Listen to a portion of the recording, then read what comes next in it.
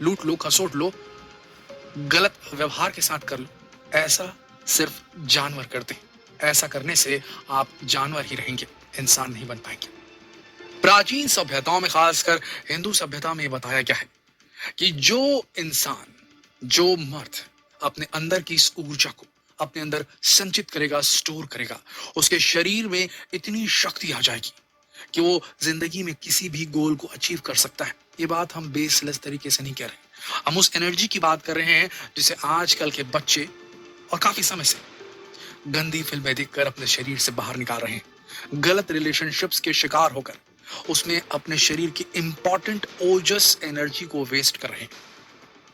आज के इस वीडियो में हम आपको कुछ ऐसी डिटेल्स बताने वाले हैं कि आप प्रेरित हो जाएंगे किसी भी तरीके से ब्रह्मचर्य को एक पर्टिकुलर लेवल तक फॉलो करने के लिए, और आपको समझ में आएगा कि ब्रह्मचर्य से क्या फायदा हो सकता है, जिसे ये वेस्टर्न मेडिकल साइंस कभी एक्सप्लोर नहीं कर पाया है और अब धीरे धीरे कर रहा है, तब उसे पता चल रहा है। और वो उसकी टीचिंग्स हम लेकर के, हमारे डॉक्टर्स भी इसी चीज को वाउच करने लगे हैं, बोलने लगे हैं कि भैया लग रहा है तो निकाल दो, अंदर रखने से डिप्रेशन होगा, एंजाइटी होगी, वगैरह वगैरह वगैरह। Everything is fair. अकेले भी अपने आप को सुख दे करके आप अपने शरीर से उस एनर्जी को बहा दो। ध्यान से सुनिएगा, बहुत ध्यान से सुनिएगा दोस्तों।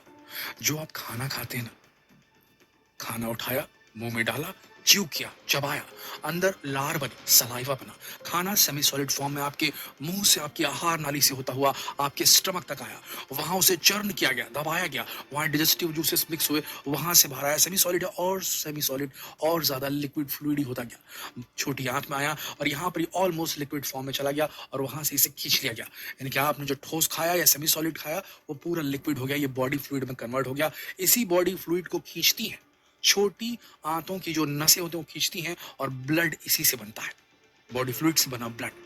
ब्लड जो होता है वो ही बदन के टिश्यूज को, कोशिकाओं को नरिशमेंट देता है और उससे बनता है फ्लैश, आपके मसल्स और बाकी सारी चीजें। और वहां से फिर बनता है फैट। जब वो एक्सेस में जाता है, फैट से फिर कुछ ऐसी चीजें निकलती हैं जिसके बाद जो अगला प्रोसेस होता है उससे बनती हैं हड्डियां। हड्डियों के अंदर बनता है बोन मैरो। जी हाँ, और इस बोन मैरो के अंदर वो शक्ति होती है कि वापस से खून बना सकता है। ये वापस से खून में वो एलिमेंट डालता है जिससे बच्चा पैदा करने के लिए जो जरूरी बीज रहता है वो एक मर्द के शरीर में, एक औरत के शरीर में बनता है। पेट में गया, जाने के बाद में हड्डियों में गया, वहां पर बोन मैरो में बना, अंदर आया, नीचे पहुंचा और वहां से आपने उसे नाली में बहा दिया। वो वापस आपके दिमाग तक नहीं पहुंच पाता, तो एनर्जी का जो बैंड बनता है वो नहीं बन जाता। जी, किस एनर्जी की बात कर रहे हैं, किस एनर्जी बैंड की बात कर रहे हैं? प्राचीन हिंदू धर्म में माने, पुराने जमाने के ग्रंथों में माने तो इदा, पिंगला, सुषमना 3 प्रमुख नाड़ियां होती हैं, बताया गया है।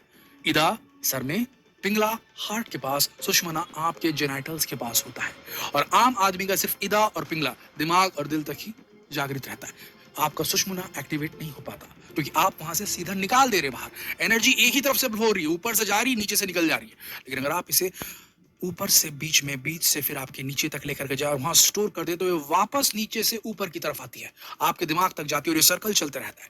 आपको बता दें, ऐसा लगातार करने से प्राचीन हिंदू धर्म में बताया गया कि मेधा नाड़ी एक्टिवेट हो जाती है और ये सिर्फ 12 साल के ब्रह्मचर्य के बाद मेधा नाड़ी एक्टिवेट हो जाती है। और जिसकी मेधा नाड़ी एक्टिवेट हो जाती है, जिस ब्रह्मचारी की मेधा नाड़ी एक्टिवेट हो जाती है, वो एकदम फोकस्ड, लेजर फोकस, जो फ्लो स्टेट कहते हैं ना, आप कुछ काम कर रहे हैं और आपका दिल लग गया और आप जो कर रहे हैं एकदम बेहतरीन होता जा रहा है, लगातार बेहतरीन ख्यालात आ रहे हैं, विचार आ रहे हैं और आपका काम तड़ तड़ होता जा रहा है।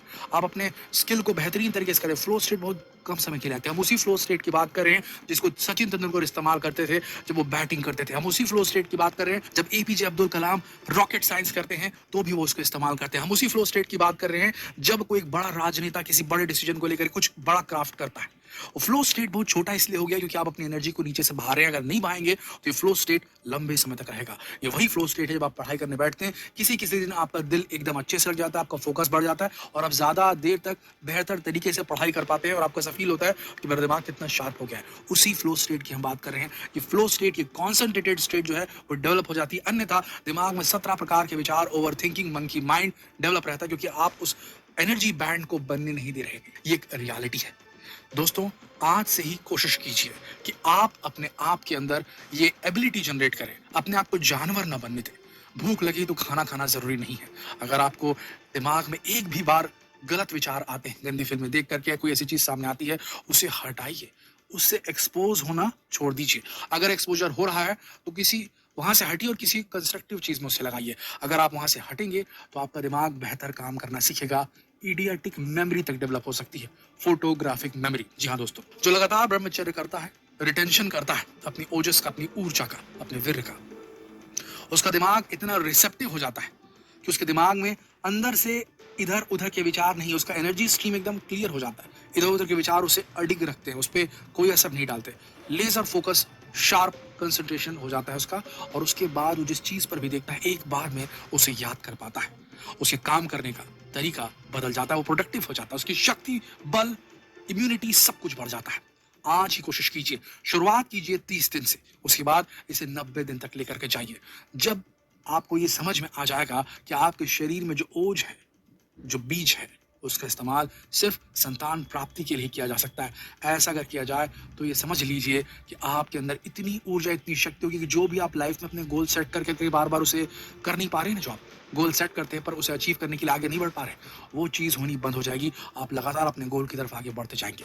आपको इस एनर्जी को सेव करना है, निकालना नहीं बाहर। मजा करने के लिए नहीं बनी है एनर्जी आपके शरीर में, संतान उत्पत्ति के लिए बनी है। अगर आप इसे सिर्फ एंजॉयमेंट के लिए वेस्ट कर रहे हैं तो बस आप में और गली के उस कुत्ते में कोई फर्क नहीं है। क्षमा कीजिएगा अगर बात बुरी लगी हो तो।